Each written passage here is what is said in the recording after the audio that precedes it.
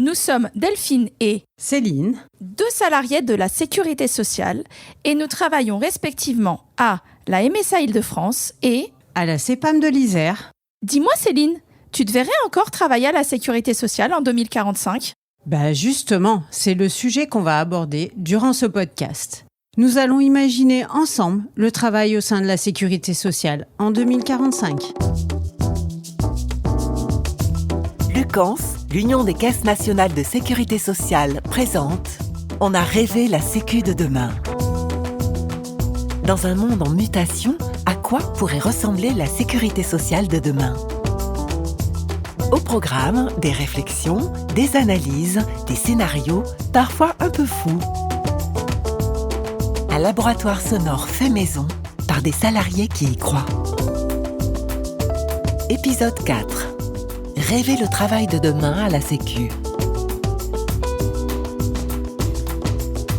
Depuis le Covid, chacun se questionne sur la place du travail dans sa vie. Le travail est-il important pour vous ? Cette question a été posée lors de l'étude de la Fondation Jean Jaurès. 60% des personnes interrogées avaient répondu oui en 1990, contre 21% en 2024. Cette tendance déjà existante a été amplifiée par le Covid. Aujourd'hui, le travail a autant de place que la famille et les loisirs. Nadège et Younus, 2 agents de la Sécurité sociale, sont allés enquêter sur le terrain en demandant aux passants s'ils aimeraient travailler à la Sécurité sociale et pourquoi. Micro-trottoir. Pas une option qui me vient premièrement en tête, mais pourquoi pas ?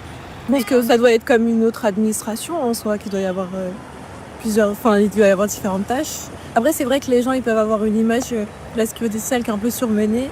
Après, c'est dans les bureaux ou même travailler, je pense, c'est beaucoup sur des ordis, traitement de données et tout. Ça, c'est quelque chose qui m'intéresse pas. Moi, je suis plutôt en technique, donc c'est pas que je voudrais pas travailler. Je pense que c'est juste quelque chose qui, je pense, me correspondrait pas, quoi. Et pourtant, les résultats de l'enquête interne Baromètre social de 2024 montrent que la sécurité sociale a des atouts à faire valoir. 81% des salariés expriment leur fierté d'y travailler. 92% ont le sentiment de réaliser un travail utile et 89% des collaborateurs se disent satisfaits de l'équilibre vie pro-vie perso. Au vu de ces différents constats, si on se projetait en 2045, que signifierait travailler à la Sécurité sociale ? Hé, Capucine, on est là! Ah, salut les filles, je suis trop contente de vous voir. Vous vous rendez compte, c'est le premier jour d'Aqua-Nova. Je suis tellement fière d'avoir monté ma boîte. Raconte. Alors, je vous propose aujourd'hui un petit jus boosté à l'eau, polarisé, restructuré à l'échelle nanométrique, saveur cactus. Ah, j'en prendrais bien volontiers. Tu sais, je sors de ma réunion ce matin avec mes lunettes réalité mixte. Tu sais ce que c'est à la Sécu solide.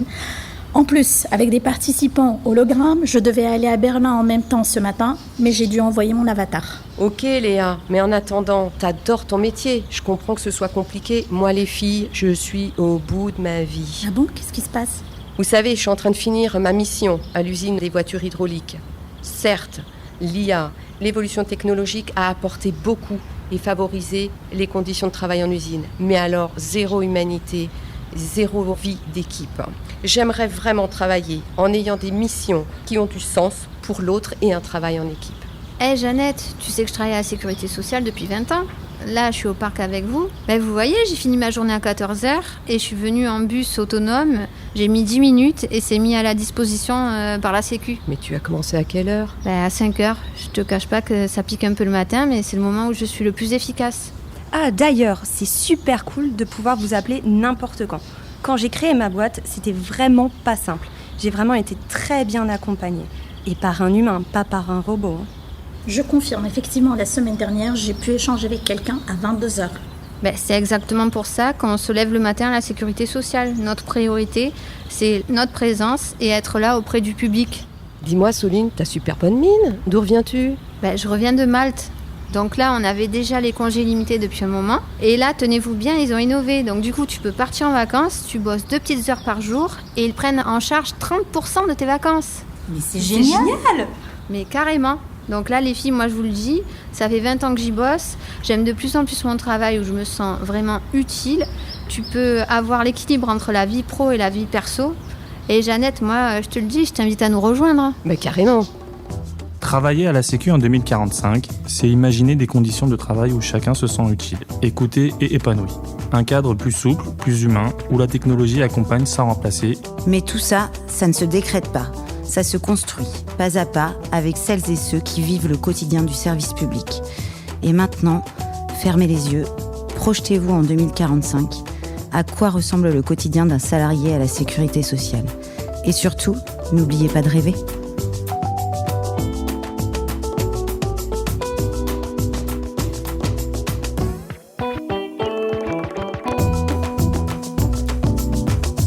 Cet épisode a été imaginé et produit par les participants au Défi du Lab 2025.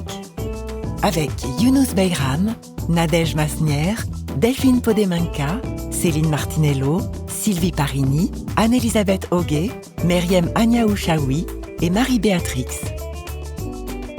Production sonore, JBD Productions. Merci au cerveau en ébullition, aux voix engagées et à vous qui avez tendu l'oreille.